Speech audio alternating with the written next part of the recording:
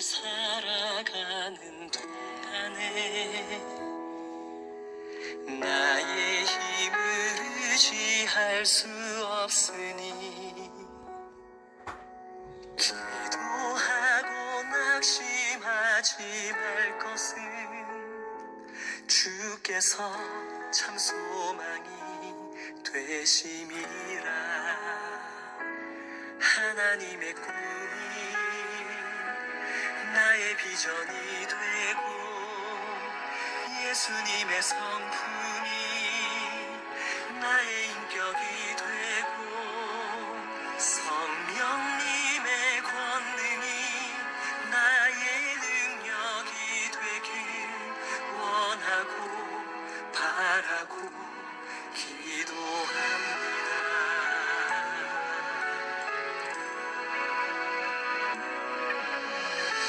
세상을 살아가는 동안에 나의 힘을 의지할 수 없으니 기도하고 낙심하지 말 것은 주께서 참 소망이 되시니라. 주의 길을 걸어가는 동안에 세상에 거두지할 수 없으니 감사하고 낙심하지 말 것은 주께서 참 기쁨이 되시니라. 하나님의 꿈이 나의 비전이 되고 예수님의 성품이 나의 인격이 되고 성령님의 권능이 나의 능력이 되길 원하고 바라고 기도합니다.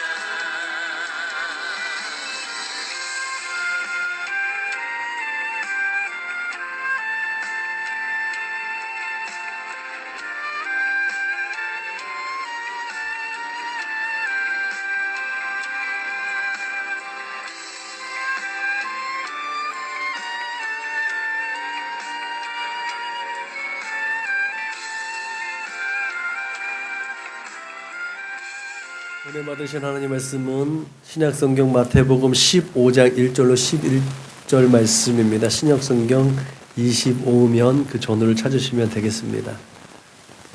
마태복음 15장 1절로 11절 말씀을 우리가 같이 읽겠습니다. 시작. 그때에 바리새인과 서기관들이 예루살렘으로부터 예수께 나와 이르되 당신의 제자들이 어찌하여 장로들의 전통을 범하나이까? 떡 먹을 때에 손을 씻지 아니하나이다. 대답하여 이르시되 너희는 어찌하여 너희의 전통으로 하나님의 계명을 범하느냐? 하나님이 이르셨으되 네 부모를 공경하라 하시고 또 아버지나 어머니를 비방하는 자는 반드시 죽임을 당하리라 하셨거늘 너희는 이르되 누구든지 아버지에게나 어머니에게 말하기를 내가 드려 유익하게 할 것이 하나님께 드림이 되었다고 하기만 하면 그 부모를 공경할 것이 없다 하여 너희의 전통으로 하나님의 말씀을 폐하는도다.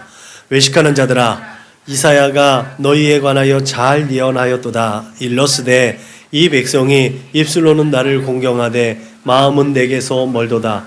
사람의 계명으로 교훈을 삼아 가르치니 나를 헛되이 경배하는도다 하였느니라 하시고 무리를 불러 이르시되 듣고 깨달으라. 입으로 들어가는 것이 사람을 더럽게 하는 것이 아니라 입에서 나오는 것이 사람을 더럽게 하는 것이니라. 아멘. 장로들의 전통과 하나님의 말씀, 이것이 그리고가 아니라 서로 맞대할 때 어떤 현상이 일어나느냐는 거죠.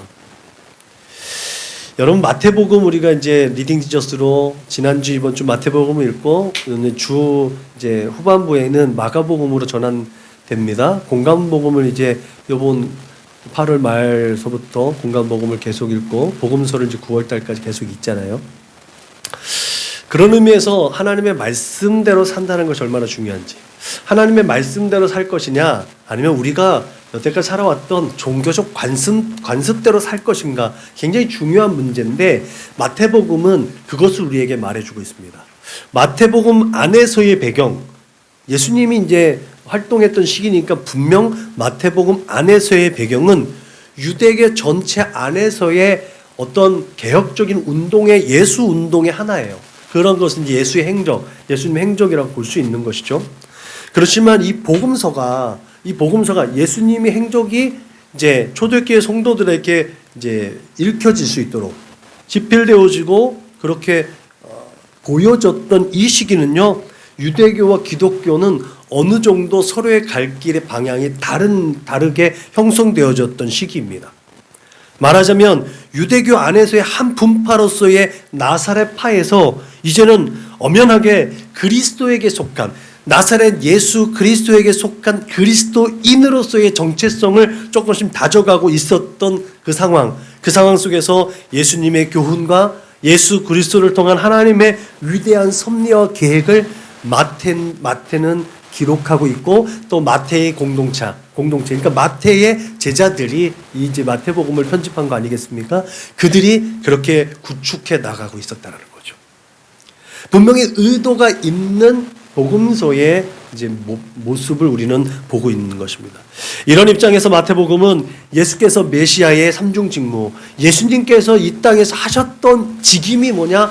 그게 바로 하나님께서 기름 부어서 사용하셨던 그 메시아의 한 단편적인 부분이 아니라 복합적인 요소로 예수님이 이 땅에 사역을 하셨다는 거죠. 그것이 왕으로서의 사역, 왕으로서의 직임의 사역과 선지자로서의 직임의 사역과 제사장으로서의 직임의 사역을 복합적으로 그러니까 병행하셨다는 거죠. 근데 그것도 그냥 때에 따라서 막 이렇게 한 것이 아니라 예수님의 사역의 진행의 방향에 따라서 그 흐름의 시간의 흐름을 따라서 이제 예수님을 그렇게 그 사역을 진행하셨다는 거죠. 감당해 내셨다는 거죠.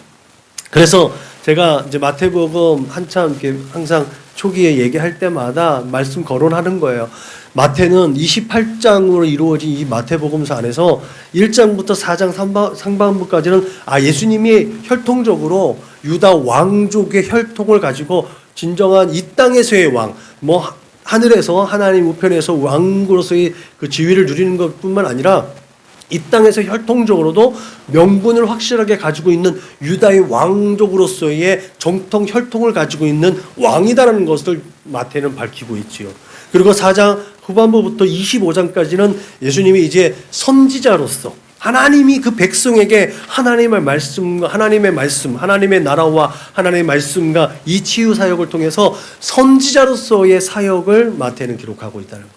그리고 마지막에 치달으면서 하나님의 온전하신 뜻을 이루어드리기 위해서 예수님은 희생 제물이시자 대제사장으로서의 제사장직을 수행하셨음을 마태는 이제 1장부터 28장까지 쭉 나열하면서 그 직임대로 예수님이 하신 일들을 우리에게 소개해주고 있다라는 거죠.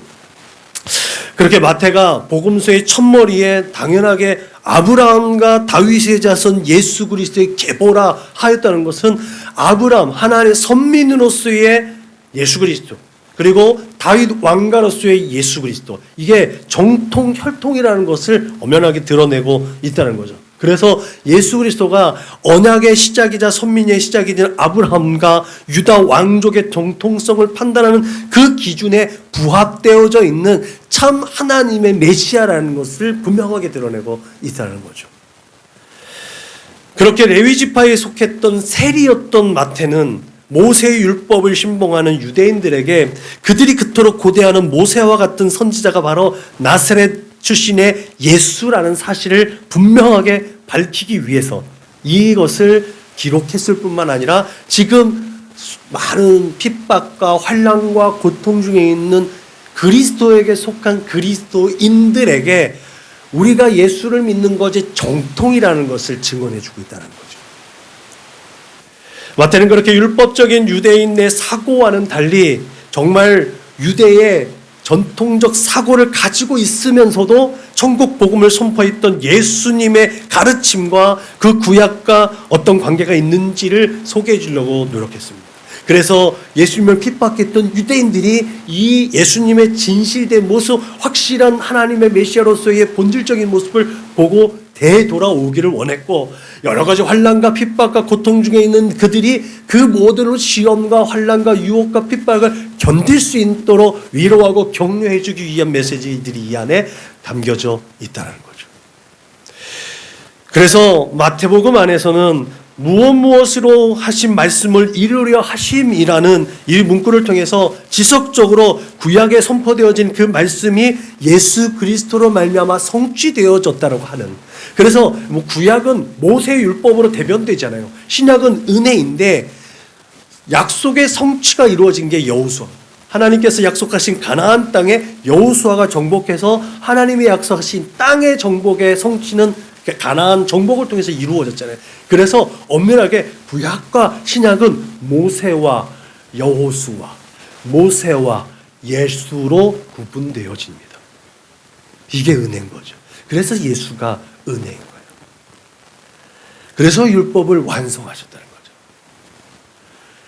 그렇게 마태는 예수께서 구약의 성취자로서의 새로운 신앙 공동체의 새로운 율법을 우리에게 또 전해 주었고, 그 공동체는 이방인까지 포함한 새로운 하나님의 나라라는 것을 분명하게 마태는 말하고 있습니다. 그래서 마태복음 안에는 유대인들과 차별되어진 것처럼 그들의 회당이라는 말이 거듭해서 등장하기도 합니다. 그렇게 마태복음서 안에는 유대 기독교의 모습과 또 이방인 기독교 안에가 혼조되어져 있는 상황들을 우리에게 소개해주고, 그렇게 유대교와는 차별되어져 있는 기독교를 우리에게 소개해주고 있다는 것들을 우리가 말씀을 읽으면서 한 번씩 발견해 볼 수 있기를 주님의 이름으로 부탁을 드립니다. 우리 마태복음 읽을 때는 조금 구조적으로 읽는 게 중요합니다. 왜? 이것은 유대 기독교인들에게 일차적으로 이제 소개해주는 예수님 이야기이기 때문에 아까 말씀드렸던 것처럼 구약의 말씀을 이루는 것도 되게 중요해요. 그래서 이 구약 사람들은 일단 모세에 집중되어져 있는 거죠. 아, 예수가 모세와 같은 그 선지자라는구나 라는 것들을 분명하게 이제 유대인들에게 소개해줘야 되기 때문에 이 마태복음도 5개의 예수님의 말씀의 구조로 편집이 되어져 있어요. 그래서 5개라고 하면 모세오경이 5개니까 마태복음도 5개의 구조로 되어 있구나. 그럼 모세가 선한 율법하고 같은데? 그래서 자연스럽게 모세가 떠올릴 수 있게 하는 거죠. 그래서 마태복음 안에는요, 이 말씀을 마치심에 또 아니면 명하시기를 마치시고 이 모든 비유를 마치신 후에 이 말씀을 마치셨다라는 이 문구를 통해서 구조가 딱딱 5부분으로 나눠집니다. 그리고 예수님은 말씀하시고 또 명령하신 다음에 말씀을 선포하신 다음에 이 말씀으로 그치지 않고 바로 실행하시는 거예요. 그래서 기적과 이적을 나타내는 표적 기사가 이 말씀을 마치시고 다음에 이루어지는 거예요. 그래서 이 말씀 강화 사건과 예수님이 행하신 것이 한 세트인 거예요. 이 한 세트가 5개 세트가 마태복음 안에 있다는 것을 이해하시고 읽으시면 좋습니다. 그래서 이 말씀 안에서 모세와 같은 그 선지자가 임마누엘로 오신 그 하나님, 예수가 바로 임마누엘이구나 라는 것을 마태는 우리에게 소개해주고 있다는 사실을 기억하시길 주님의 이름으로 부탁을 드립니다. 이러한 기본적인 정보 이해를 통해서 마태복음을 들여다보면서 진정한 하나님의 나라에 대한 비전을 우리가 볼 수 있음을 믿으시기 바랍니다. 또한 그렇게 우리가 생각하고 살아왔던 축복이라는 개념이 과연 무엇인가? 이 땅에서의 재물과 건강과 또한 권세, 이것이 축복인가? 그것이 정말 성경에서 말하고 있는 축복인가? 그러면 아브라함은 축복을 버리고 온 사람이에요. 그런 축복을 버리고 온 사람에게 하나님께서 네가 복의 근원이 되라는 게 말이 안 되잖아요. 성경에서 말하는 축복은 적과 꿀이 흐르는, 또 유브라테스와 그 정말 비옥한 초승달 지역에서 얻을 수 있는 그 많은 소산물들 아무 소용이 없다는 거예요. 출애굽에서 우리가 역사 출애굽서에서 볼 수 있듯이 그 땅에 기근이 들었어요. 곡식이 없으면 그들이 가지고 있던 금은 뭐가 아무 소용이 없는 거거든요. 그러니까 우리가 가지고 있는 유한한 자원들은요, 하나님께서 활용해서 하나님께 영광으로 올려드릴 수 있는 하나의 도구일 뿐이지 그게 축복의 산물은 아니라는 것을 기억하시길 바랍니다. 그래서 돈, 물질, 건강, 권세, 부유함, 이 모든 것들은 하나의 부산물일 것이지 정말 축복은 뭐냐? 하나님이 나와 함께 하시느냐는 거예요. 하나님이 나와 함께하는 그 임마누엘의 은혜와 축복이 정말 복이라는 것을 기억하시길 주님의 이름으로 부탁을 드립니다. 그렇게 진짜 우리는 하나님의 뜻을 이루어드렸던 예수님의 발자취를 따라서 날마다 하나님의 은혜의 보좌 앞으로 나아가는 시온의 대로를 걷는 진정한 예배자들로 발견되어지고 예배자의 영성으로 하나님의 앞에 서는 줄로 믿으시길 주님의 이름으로 축복합니다. 그런 의미에서 오늘 본문에서 지칭하고 있는 장로들이라 함은 대체적으로 랍비라고 불려지는 서기관들입니다. 이들은 포로기 이후에 유대 사회에서 지도자의 반열에 있었습니다. 그리고 이들은 일반 대중들에게 율법 외에 부수적인 것들을 덧붙여서 그들이 정말 올가맸다고 하죠. 그 부수적인 율법까지도 다 지켜야만 했습니다. 그것이 하나님의 뜻이라고 좀 왜곡한 거죠. 왜 그랬을까요? 자신들의 영리와 자신들의 부귀와 명예를 위해서, 자신들의 유익을 위해서, 자신들의 만족을 위해서, 하나님의 뜻과는 무관하게 자신들의 그 권세, 권위를 누리기 위해서 그것을 하나님의 뜻이라고 포장했던 거죠. 무지한 사람들은 그 사람들이 하나님의 법에 대해서 너무나 잘 알고 있으니까 그냥 따를 수밖에 없었다는 거죠. 오늘 떡 먹을 때에 손을 씻지 아니하나이다 라고 하는 말한 것 또한 장로들이라고 불려지는 율법학자들에 의해서 덧붙여진 교훈입니다. 이 규례에는 손 씻는 물의 양과 질이 포함되어져 있습니다. 물을 붓는 방법도 포함되어져 있고요. 그것을 도와주는 사람 손의 자세 등까지도 자세하게 규정되어져 있다는 거죠. 이것을 보면요, 로마 카톨릭이 부패했을 때 그들이 싸웠던 논쟁 하나가 뭐냐면 바늘침 위에 천사가 몇 개나 설 수 있냐는 거예요. 그거 가지고 논쟁했다는, 쓸데없는 논쟁을 했다는 거거든요. 지금 이것도, 이 규정도 쓸데없는 논쟁 중에 하나인 거예요. 이런 장로들의 전통은 그렇게 인간이 만든 규정일 뿐이었지만 율법적으로 효력이 없음에도 불구하고 사람들은 그것이 율법의 효력이 있는 것처럼 그렇게 그들에게 속아서 그 법을 지켜야만 했다는 거죠. 그렇게 사람들은 이 장로들, 이 율법학자들의 이런 편법과 술수에 의해서 그들의 전통은 따르게 하면서도 하나님의 법은 교묘하게 빠져나갈 수 있는 통로를 확보해냈습니다. 그것이 오늘 본문의 말씀입니다. 그래서 예수님은 가장 쉽지만 가장 무시하고 있었던 10계명 중에 제5계명을 예를 들어서 그 종교 지도자들의 위선을 지적하고 있는 것입니다. 오늘 말씀이 마가복음에는 7장에 기록되어져 있는 말씀이에요. 그곳에서 예수님은 그 부모를 부양하는 부양의 의무가 있던 자식이 고르반이라고 하면 부모를 섬기는 것을 면제해 주었던 그런 종교 지도자들의 그릇된 것을 예수님이 지적하고 있는 것을 보게 됩니다. 고르반, 즉 하나님께 바친 물건이라고 선언하면 부모를 섬기지 않아도 된다는 가르침입니다. 당시 사람들은 부모를 공경하라는 이 율법을 따라서 그들이 힘써서 갖고 왔던 소출의 일부를 부모에게 드렸어요. 그러니까 어느 목사님, 우리 이제 가까이 지내는 목사님 한 분이 또 그런 부분이 있대요. 그 딸이 4명이 있는데요. 딸 넷이 지금 또 그렇게 하고 있대요. 그러니까 우리 목사님이 이제 정통 목회는 은퇴를 하시고 다른 이제 특수 기관 사역을 하시는데 딸들이 소득의 10분의 1을 11조를 드리고 또 10분의 1은 부모님께 이제 올리는 거예요. 네, 그렇게 해서 부모님들이 그때 살았던 삶의 자리 가운데서 이제 협력하고 섬기는데 부족함이 없도록 그렇게 섬기고 있다고 해요. 그게 이제 그때 당시에도 있었던 거죠.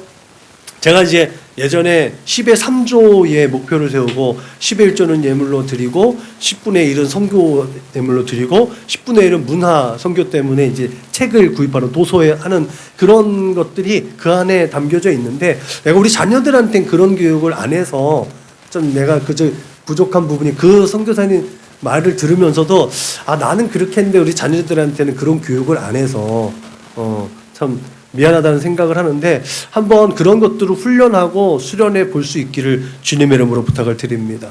자녀들에게 이 믿음의 유산을 물려준다는 건 신앙만이 아니라, 신앙은 늘 얘기했듯이 자전거 바퀴를 돌려야 되거든요. 안정되다 싶을 때 넘어지는 것처럼 신앙은 끊임없이 도전하고 극복하고 끊임없이 순환되어줘야 되고 끊임없이 노력하고 헌신해야지 신앙은 계속 유지할 수 있다는 사실을 기억하시길 주님의 이름으로 부탁을 드립니다. 그런 의미에서 이 부모를 공경하라고 했던 율법을 따라서 부모에게 드려야 했던 이 하나님의 법을 이 종교 지도자들은 악하게 사용해서 고르반해. 야, 네가 부모님께 드리려고 했던 거 고르반이라고 하고, 야, 너랑 나랑 반띵하자. 뭐 이런 식으로 하지 않았겠어요? 그러면 종교지도자한테 좀 일부를 줄 수도 있고, 아니면 하나도 안 줄 수 있고, 이렇게 해서 악한 자식들은 부모를 봉양할 수 있는 부양의 책임에서 면제되어졌던 거예요. 이게 이 고르반의 악행인 거예요. 실제로 고르반이라고 선언하지만 그것을 실천하는 의무가 없었다고 해요. 그래서 부모를 부양하는 책임에서 자유로워진 그들은 자기의 모든 것들을 소유하게 되는 거죠. 그렇게 하나님의 말씀은 유명무실을 되었고, 기득층 당시 지도층과 지식 있는 자들에 의해서 하나님의 이름은 그렇게 망령되이 일컬어졌던 것이 이 고르반이라는 단적인 예로 우리는 알 수가 있다는 거죠. 그래서 예수님은 이 백성이 입으로는 나를 가까이하며 입술로는 나를 공경하나 그들의 마음은 내게서 멀리 떠났나니 그들이 나를 경외함은 사람의 계명으로 가르침을 받았을 뿐이라. 이렇게 이 말씀이 이사야 선지자의 말씀인데, 이 말씀의 선포를 근거로 해서 예수님이 다시 한번 그들을 또 훈계하죠. 이 백성이 입술로는 나를 공경하되 마음을 내게서 멀도다 사람의 계명으로 교훈을 삼아 가르치니 나를 헛되이 경배하는도다라고 그들을 꾸짖었다는 거죠. 오늘 우리는 수많은 설교의 대가들의 설교를 듣습니다. 그리고 그들의 설교를 찾아서 듣기도 하고 책을 사서 읽기도 합니다. 좋은 문구를 활용하기도 합니다. 그래서 우리는 굉장히 믿음이 좋은 것 같기도 하고 신앙의 지식이 많이 쌓아져 있는 것 같기도 합니다. 근데 여러분, 이상하게도 기독교인들의 삶은 더욱더 이기적이고 계산적이고 합리적으로 바뀌어져가고 세상 사람한테 인정받지 못하고 있다는 현상은 굉장히 아이러니하죠. 왜 이럴까라는 것들을 생각해 볼 필요가 있죠. 우리는 그렇게 하나님 앞에 진실되게 예배를 드린다고 하고, 우리가 정말 하나님 앞에 온전한 예배자로 서고 정직하고 진실하게 세워져 나간다고 하는데 왜 세상은 우리를 인정하지 못할까? 여러분, 그것은 진짜 교훈이 없기 때문에 그렇습니다. 진짜 교훈은 뭐예요? 성경의 진짜 교훈은요, 듣고 보고 말한 것에 행동이 수반되어지는 거예요. 그냥 아는 것을 끝나는 것이 아니라 아는 것을 행하는 것이 하나님이 우리에게 주신 어떤 이 모습의 참된 모습입니다. 여러분, 설교자의 생각과 학문으로 또 우리가 전해지지만 그 학문이 우리의 머리만 커지고 귀만 커져서 저 목사님을 판단하고 설교자를 판단하는 판단의 악행을 범한다는 거죠. 여러분, 이처럼 하나님의 말씀을 우리가 하나님의 말씀으로 받아들이지 않고 목회자의 어떤 기준, 목회자의 자질, 이런 것들로 판단하는 기준이 되어 상황들이 지금 오늘날 우리의 상황들이라는 거죠. 그래서 설교자들은 언제부턴가 세련된 수사들을 바탕으로 감동을 주는 메시지가 설교의 대부분이 되었다는 거죠. 여러분, 그럼에도 불구하고 우리가 확실하게 알고 있어요. 감동 줘야 돼요. 위로해야 됩니다. 격려해야죠. 정말 삶의 자리가 처절하잖아요. 맨날 전쟁과 같은 그 삶을 살고 하나님 앞 예배드리고 있는 성도들을 위로하고 격려하고 그들을 또한 품어줄 수 있어야 되는 거죠. 그런데 1차적으로 하나님의 말씀은 선포되어지는 겁니다. 그렇게 선포되어져야 되는 진리이고 우리의 심령과 골수를 쪼개고 감찰하는 권세와 능력이 있는 거예요.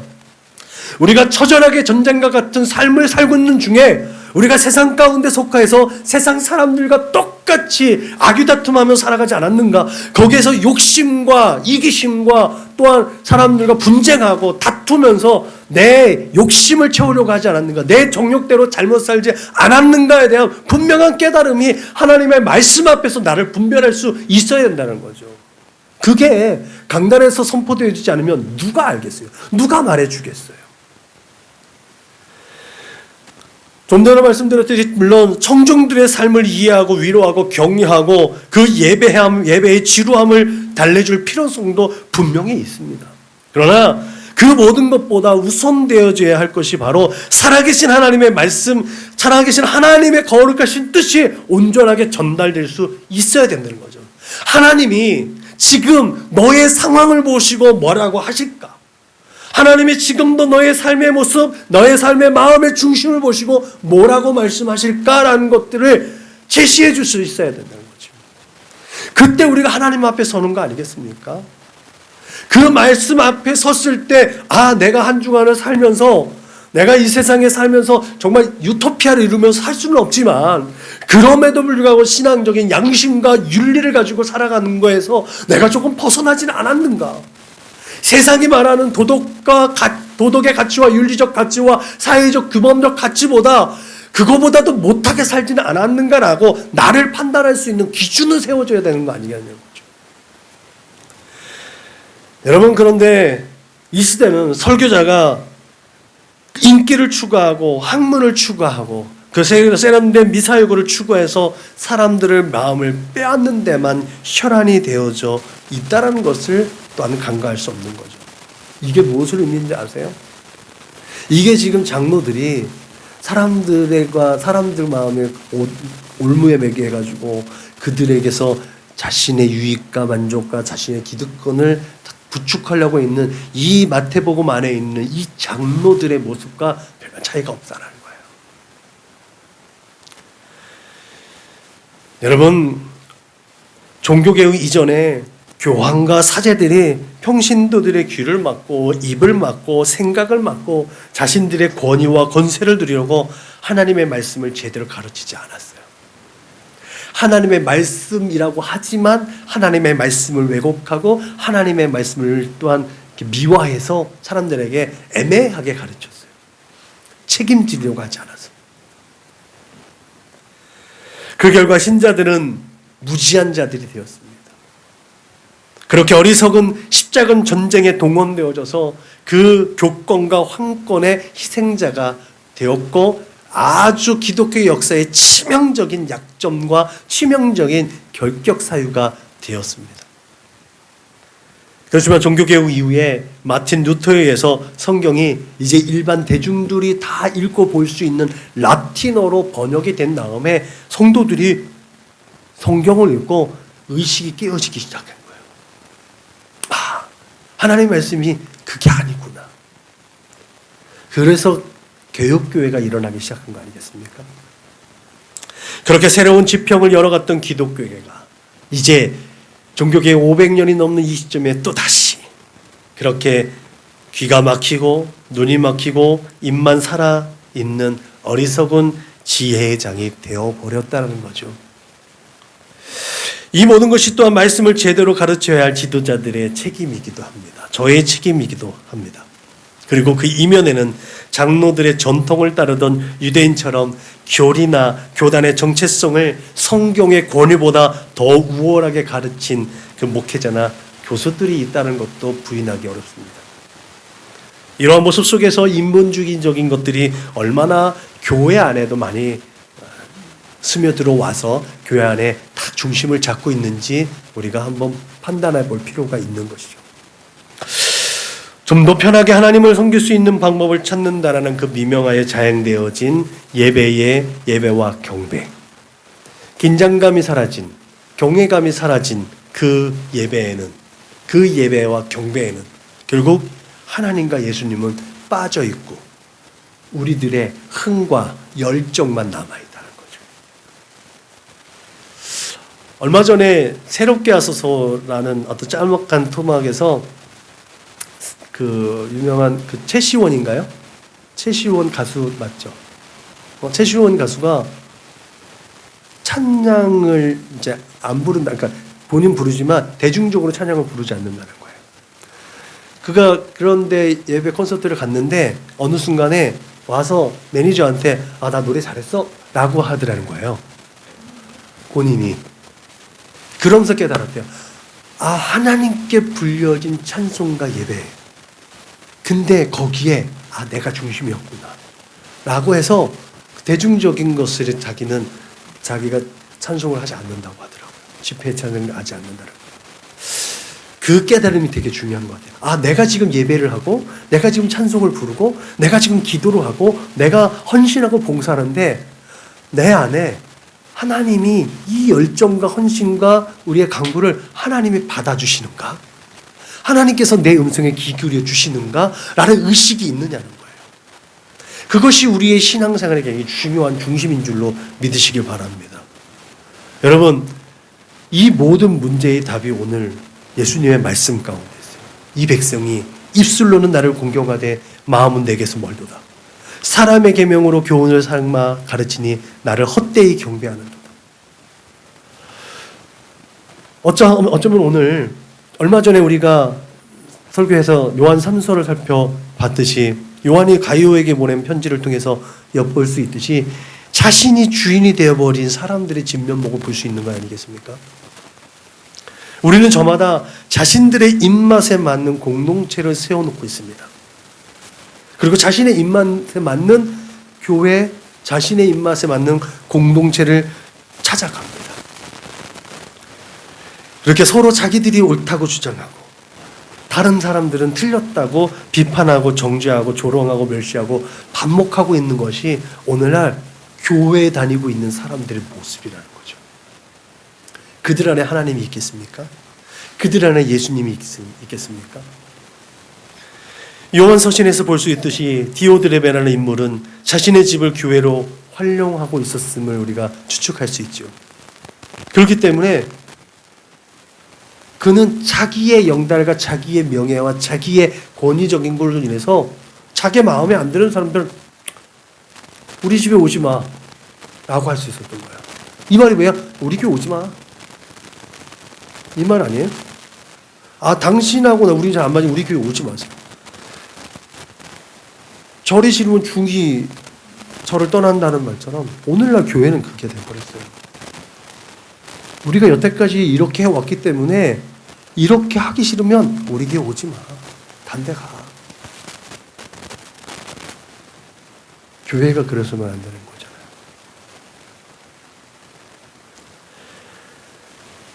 그러므로 자신의 입맛에 맞지 않는 사도와 성도들까지도 교회에서 내쫓고 비방하면서 자신들의 입맛에 맞는 교회를 구축하려고 했던 것이 바로 디오드레베의 모습이 아니었냐는 거예요. 오늘날 얼마나 많은 디오드레베가 많냐는 거예요. 오늘 한국교회 안에서의 현실이 그렇게 보이는 건 저의 좁은 시야 때문일까요? 라는 질문을 한번 던져보는 거죠.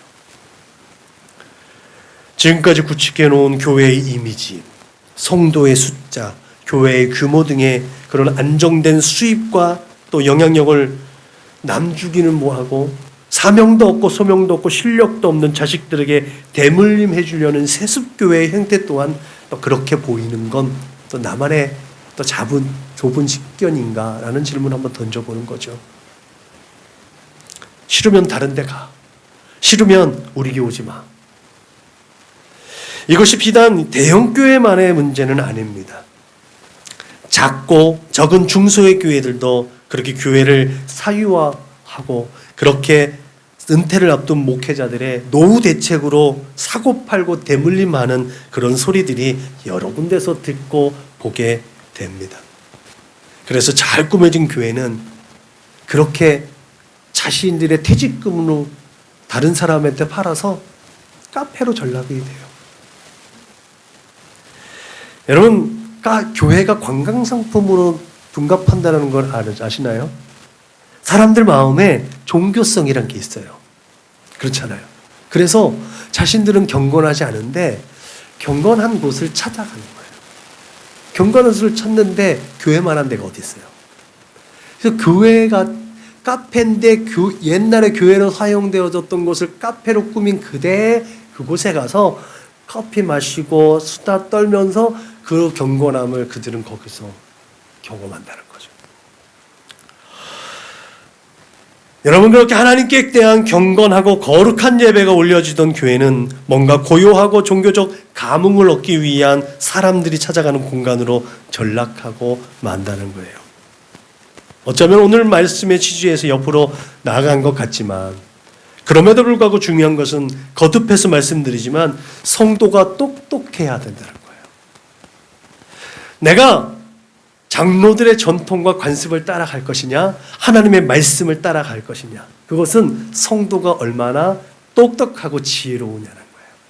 우리 목사님 말씀에 따라서 사는 게 좋지, 우리 교회 방침 따라 사는 게 맞지, 그런데 그것이 옳지 않다면 옳지 않다라고 말할 수 있는 용기와 믿음과 그것이 진짜 교회를 사랑하는 마음이라는 사실을 우리는 분명히 기억해야 될 줄로 믿으시길 주님의 이름으로 부탁을 드립니다.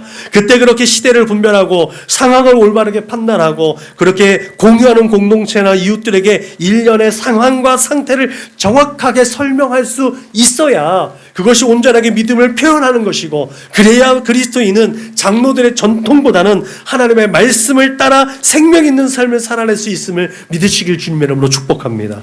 그렇다면 여러분, 오늘 예수님은 오늘 우리에게 어떤 가르침을 주려고 이 고르반 이야기로 그때 그 당시 종교 지도자들과 대적하셨냐는 거예요. 주님의 제자들에 대한 반박으로 그들이 정말 예수님이 제자들을 옹호하기 위해서 이 고르반 이야기를 꺼내들었냐는 거예요. 그렇지 않다는 것쯤 우리가 잘 알잖아요. 예수님은 오늘 우리에게 형식적인 그 어떤 행위보다도 우리의 내적인 중심에 대한 말씀을 가르치고 계시다는 거죠. 정말 하나님이 무엇을 원하시냐는 거예요. 입으로 들어가는 것이 사람을 더럽게 하는 것이 아니라 입에서 나오는 그것이 사람을 더럽게 하는 것이다 라고 말씀하신 주님께서 이 말씀 제자들에게 자세하게 풀어서 설명합니다. 그것이 오늘 18절부터 20절에 있는 말씀이에요. 입에서 나오는 것들은 마음에서 나오나니 이것이야말로 사람을 더럽게 하느니라.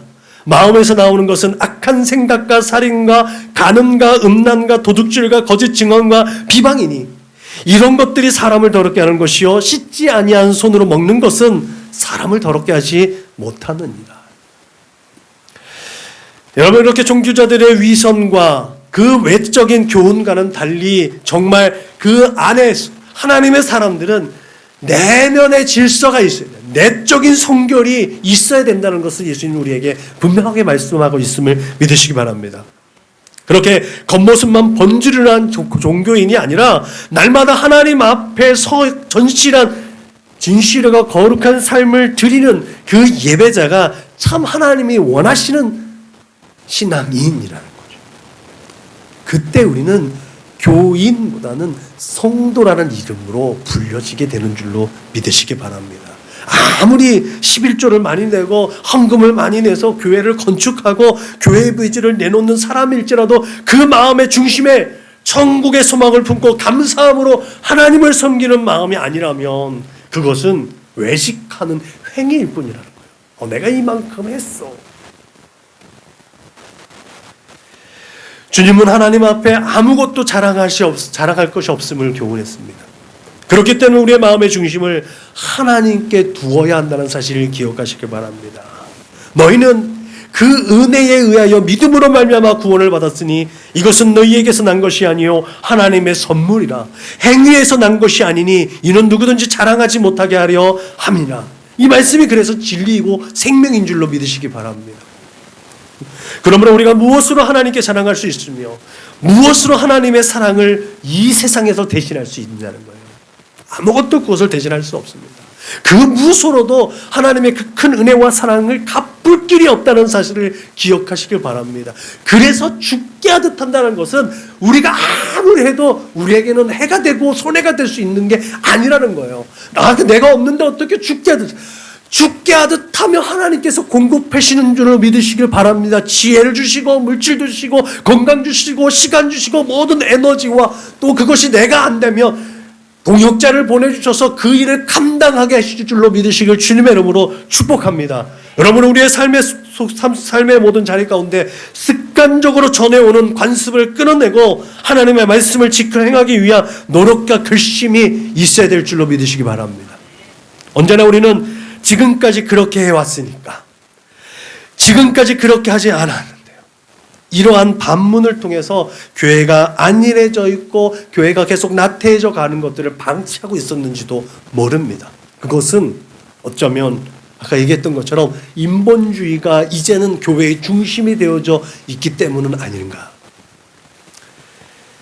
그렇게 인본주의적으로 편하게 또 편한 모습으로 흘러왔던 방법을 고수하려고 하는 것이 바로 지금까지 그렇게 하지 않았어요.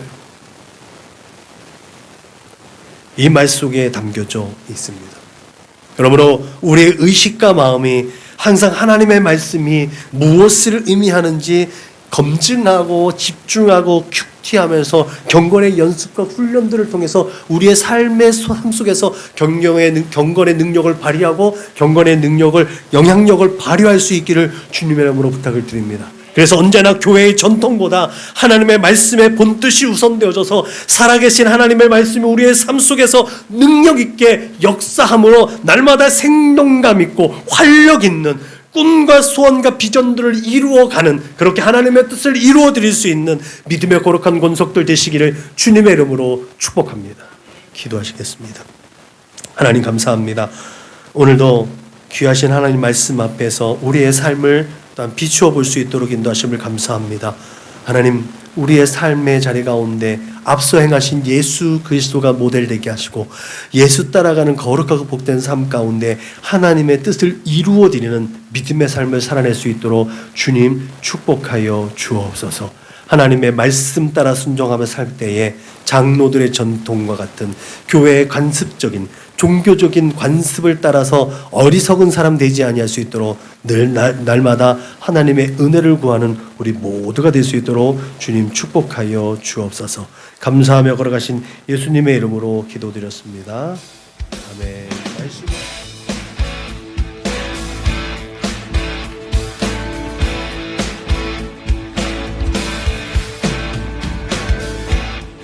예수 열방의 소망, 예수 우리의 위로자, 주는 온 땅의 영원한 소망. 예수 어둠 속에 예수 변함없는 진리, 주는 온 땅의 빛이 되시네. 우리 위해 죽으시고 다시 사신 생명의 주, 주님만이 소망이요 변함없는 반석이라, 주님만이 온 세상을 비추시네. 거짓에서 부활하신 우리 구주 평강의 왕, 주를 믿는 모든 자의 소망 되신 주를 믿네. 아멘.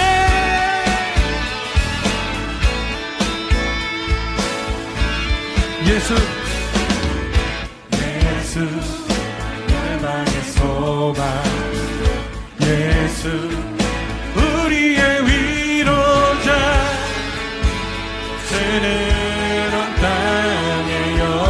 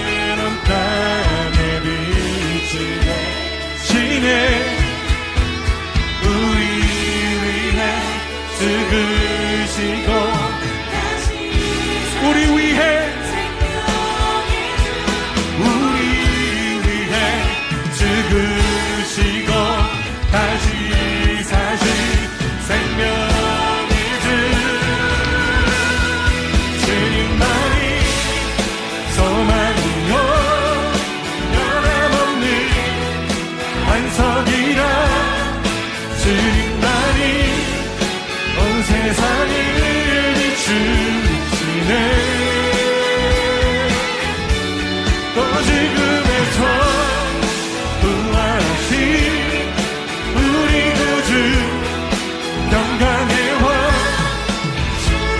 그렇습니다.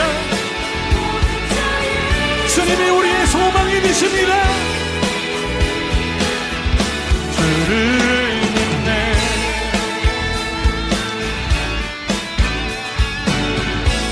우리 믿음으로 고백하며 나갑시다. 우리 위해 죽으시고 다시 사신 생명. 우리 위해 죽으시고 다시 사신 생명의 주. 주님만이 소망으로 변함없는 반석이라. 주님만이 온 세상을 주시네.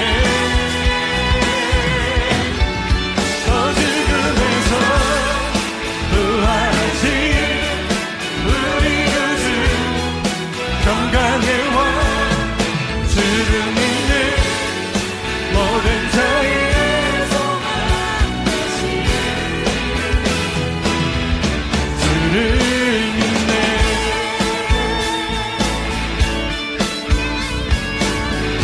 주를 믿네. 주를 믿네. 상상할 수 없던 내일로 우리를 인도해